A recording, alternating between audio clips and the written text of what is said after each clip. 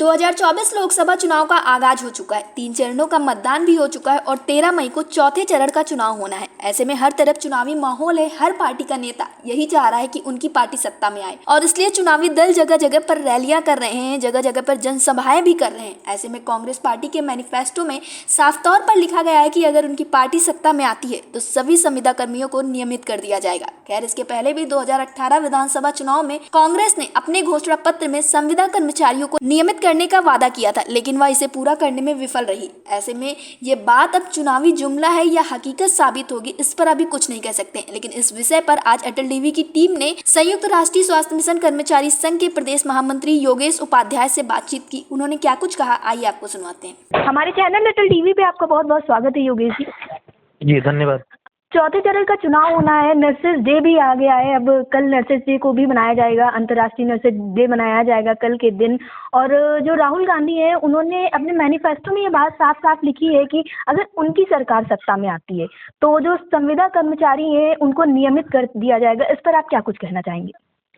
जी, संविदा का जो विषय है बिल्कुल सही बात है कि सबके लिए बहुत ही जी संविदा कर्मचारियों के लिए दर्दनाक है। जिस तरीके से आज संविदा के लिए और आउटसोर्सिंग का बढ़ावा दिया जा रहा है, जी उस पर राहुल गांधी जी का जो बयान है जी वो बहुत ही अच्छा है। लेकिन जब हम पिछले उनके वादों पे देखते हैं जो राजस्थान में उन्होंने किया था, जी प्रदेश स्तर के चुनाव थी जी और वादा करने के बाद जब सरकार बनी थी तो उस पर कोई कार्रवाई नहीं हुई थी। जी इसी प्रकार से भाजपा के द्वारा भी 2016 में वादा किया गया था। जी तो वादे तो हर कोई करता है, लेकिन सरकार आने के बाद समाधान कभी नहीं हुआ है।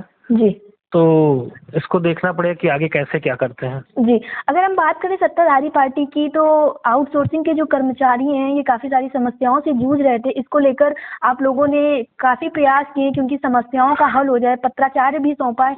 तो इससे क्या कुछ हल निकल के आया था?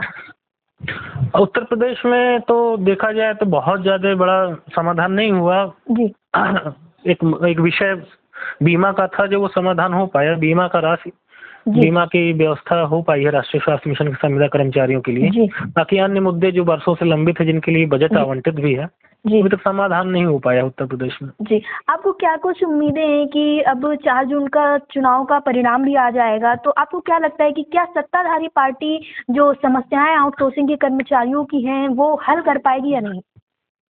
ये बड़ा अभी एक बार में स्पष्ट बोल पाना बहुत मुश्किल है, कठिन है, क्योंकि जो भी सरकारें आई हैं हमेशा आउटसोर्सिंग और संविदा को बढ़ावा दी हैं। जी इस पे हम लोग ही अपना एक तरीके से प्रयास कर रहे हैं, लगातार दिन ब दिन एकता बढ़ रही है। जी एक समय आए कि सारे विभाग के जब सारा विभाग ही आउटसोर्स होगा तभी समाधान हमें होता है, लग रहा है निकलेगा। जी और जब पूरा इनकी व्यवस्था एक संविदा की वजह से बैठ जाएगी जी तो उस दिन समाधान जरूर निकलेगा। जी अगर बात करें फिर से चुनावी मुद्दों पे, तो राहुल गांधी ने तो अपने मैनिफेस्टो में साफ साफ बात कर ली। वहीं अखिलेश यादव भी बड़े बड़े दावे और वादे कर रहे हैं, कहीं शिक्षा मित्रों के लिए तो कहीं किसी और विभाग के लिए। लेकिन जो भाजपा का मैनिफेस्टो निकला उसमें कुछ ज़्यादा खास नहीं है कर्मचारियों के लिए।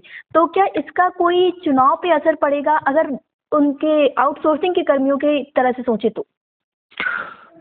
देखिए, आज के समय में कर्मचारियों को वोट का बहुत ज्यादा प्रभाव इस सरकार में नहीं दिखता है। जानबूझ के ऐसा है कि लोगों की ड्यूटी लग जाती है।